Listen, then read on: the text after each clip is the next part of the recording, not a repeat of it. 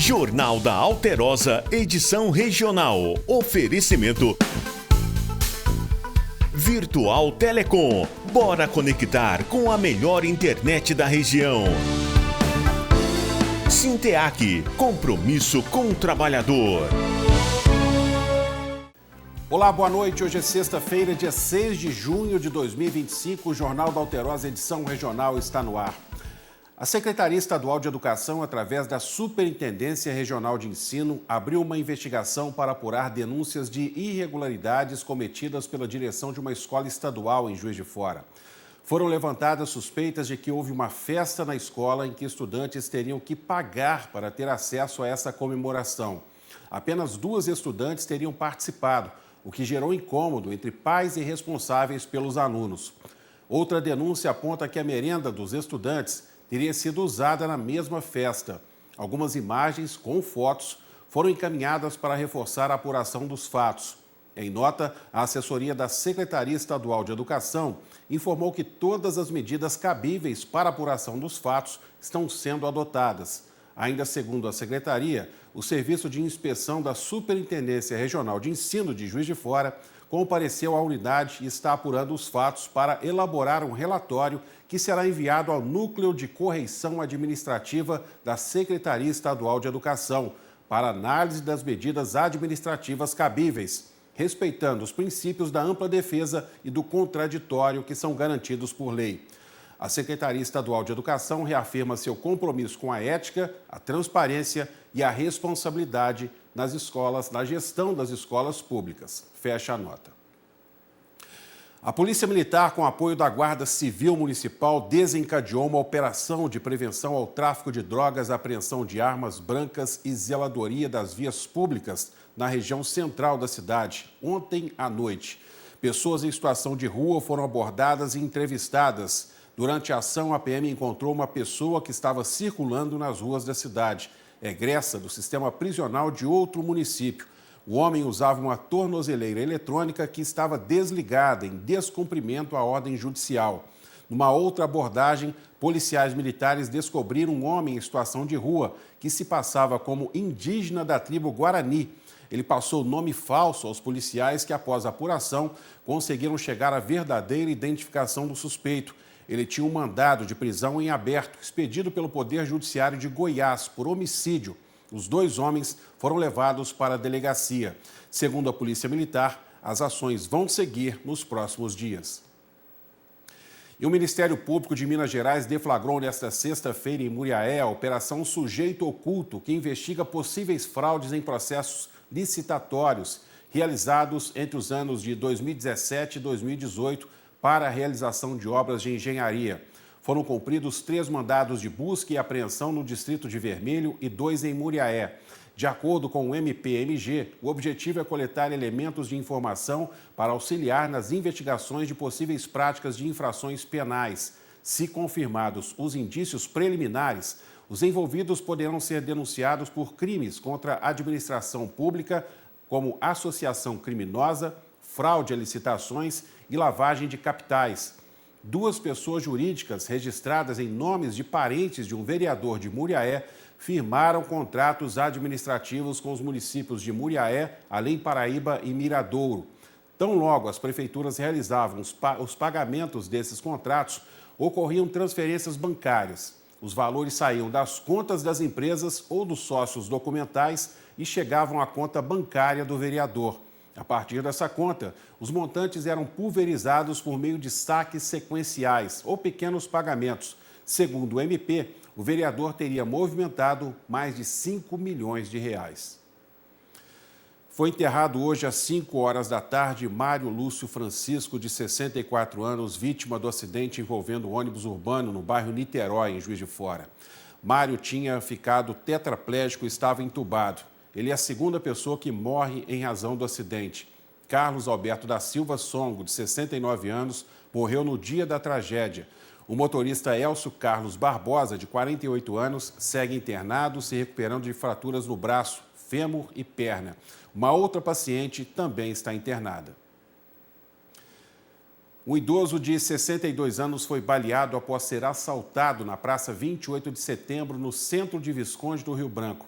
De acordo com a Polícia Militar, um suspeito roubou o cordão do idoso. Ele tentou reagir e foi atingido no pescoço. Ainda segundo a PM, a vítima foi socorrida por uma ambulância municipal e levada ao Hospital São João Batista, onde permanece internada, necessitando de cirurgia devido à grave perda de sangue. O suspeito contou com a ajuda de um comparsa. A motocicleta usada para fugir também já foi utilizada em um outro roubo em Piraúba, em fevereiro deste ano. A dupla está foragida. E o vereador de Araújos, no centro-oeste de Minas, se entregou à polícia. Ele é suspeito de matar o ex-noivo de 31 anos em Formiga na semana passada. Ele era procurado pela polícia e já tinha um mandado de prisão em aberto expedido pela Justiça. Segundo familiares, o suspeito era muito ciumento e esse foi o motivo do término. Segundo a Polícia Civil, Lucas Daniel Coelho, de 33 anos, se apresentou na delegacia de Bom Despacho na tarde desta quinta-feira. Lucas, que é vereador em Araújos, é o principal suspeito de atirar e matar o ex-noivo, Jonathan Silva Simões, de 31 anos, quando ele chegava em casa após o trabalho em Formiga. Testemunhas do crime contaram que Jonathan ainda implorou para que o ex-companheiro não disparasse contra ele. De acordo com as investigações, imagens de câmeras de segurança comprovam que o carro usado no crime, um Corolla preto, é o mesmo que teria sido alugado pelo vereador em Bom Despacho. Voltamos em instantes com mais informações aqui no Jornal da Alterosa, edição regional. Até já.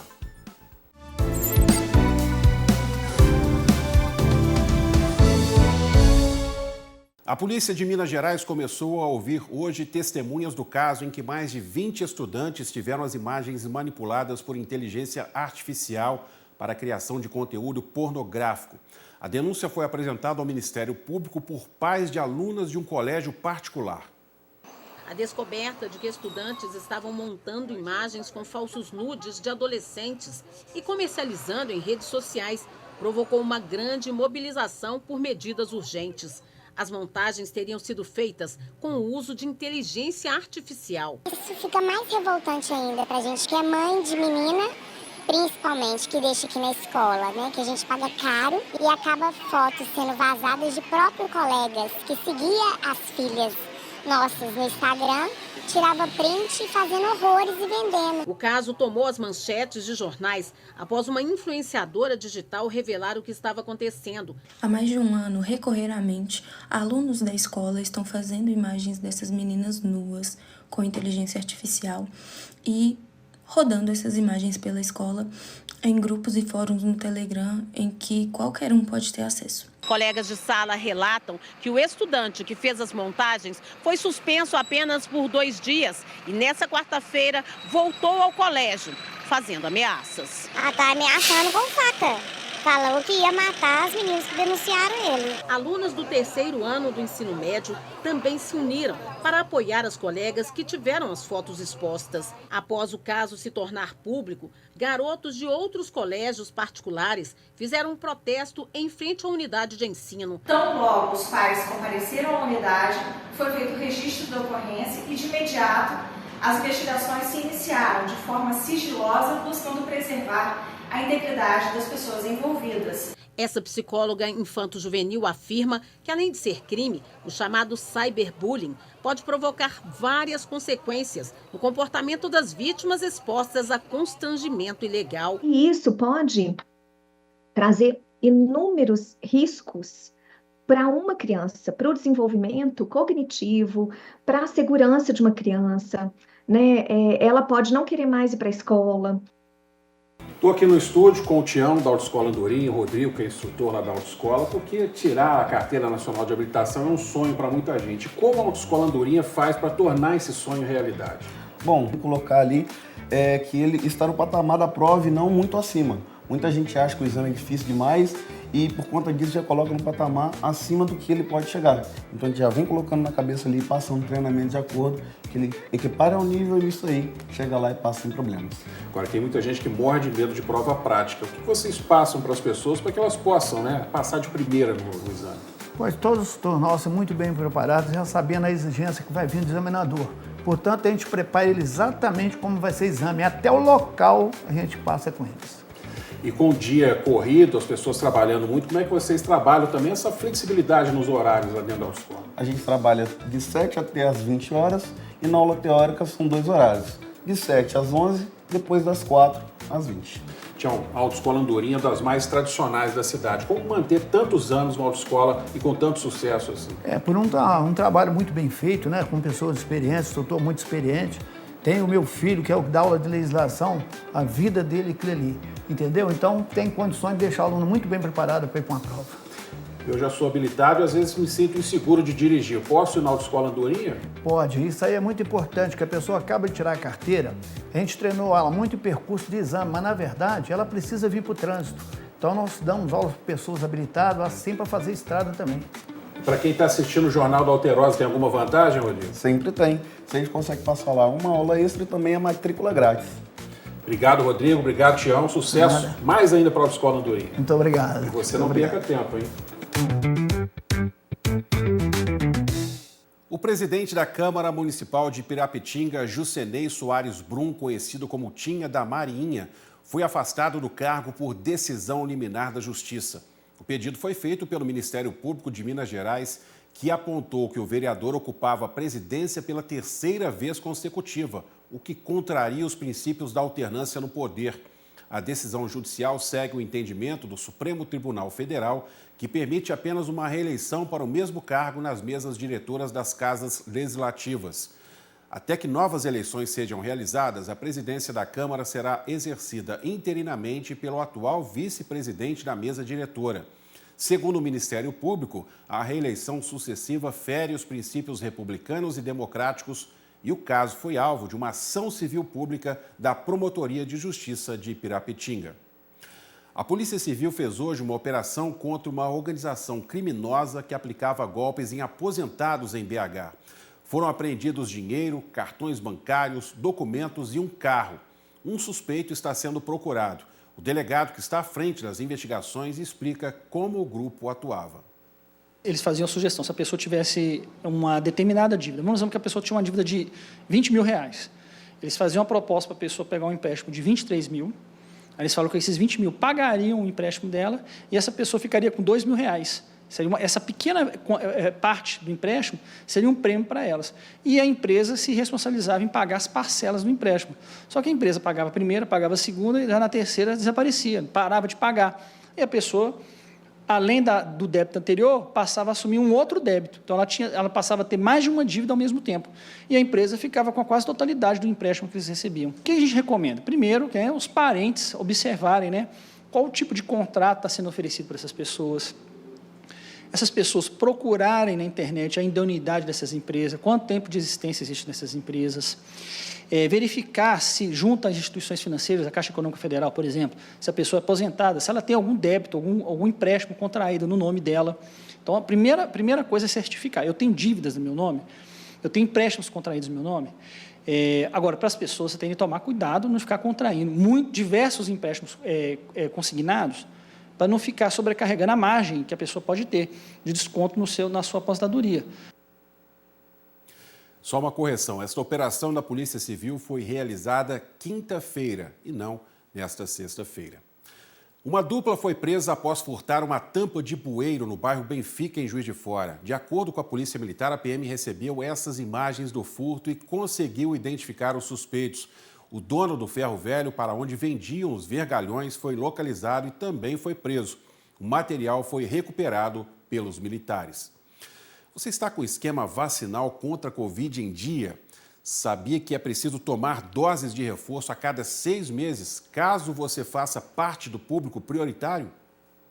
A Rosana já teve Covid e ficou em estado grave. Foram 25 dias internadas na unidade de terapia intensiva, lutando pela vida. Por isso, ela precisa tomar a vacina de 6 em 6 meses. Eu tive embolia pulmonar. Aí, todas as vezes que eu preciso, eu tomo. Eu tomo certinho, nas datas certas. Assim como a Rosana, outras pessoas que fazem parte do grupo prioritário também devem se proteger.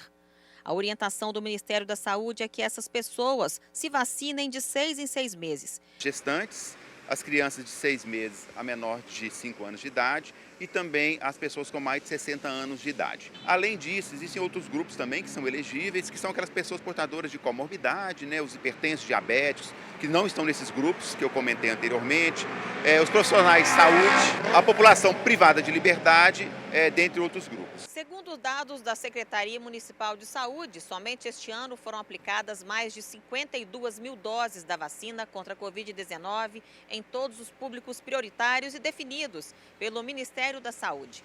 Atualmente, as doses estão disponíveis em unidades específicas. Já a Secretaria Estadual de Saúde de Minas Gerais informou que recebeu mais de 280 mil doses da vacina enviadas pelo Ministério da Saúde no mês de maio.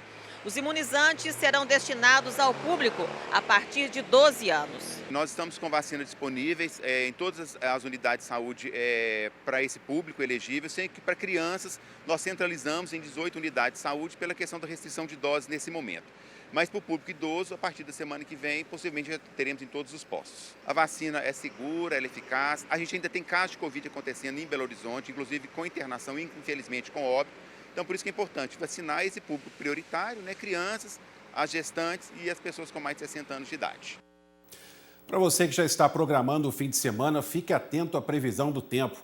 E já aproveita também para conferir como fica o tempo na segunda semana de junho. Início da próxima semana, segunda-feira 9, com mudanças no tempo sobre a região sudeste do Brasil, teremos a chegada de uma frente fria acompanhada de uma massa de ar frio de origem polar mais significativa que vai manter as temperaturas mais amenas ao longo da próxima semana. Há também condições para a chuva na segunda-feira devido à passagem desta frente fria. Pancadas de chuva com possíveis raios e trovoadas podem ocorrer sobre algumas cidades da zona da Mata Mineira e Campo das Vertentes. Enquanto isso, neste fim de semana o tempo segue mais estável, solzinho entre nuvens aparecendo no decorrer das tardes, as temperaturas também seguem mais agradáveis, noites, manhãs e madrugadas um pouquinho mais amenas. As condições para a chuva também seguem baixas, mas devido à aproximação desta frente fria não podemos descartar algumas pancadas de chuva isoladas sobre a região. Significa que isoladas nem todas as cidades da região vão receber chuva. Essa abrangência vai aumentar um pouco mais a partir de segunda-feira.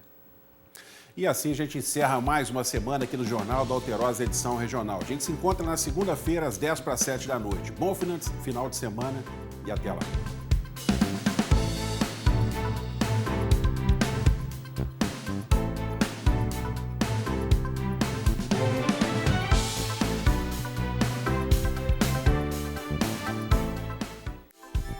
Jornal da Alterosa, edição regional. Oferecimento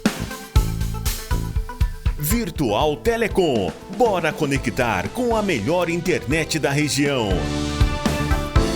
Sinteac, compromisso com o trabalhador.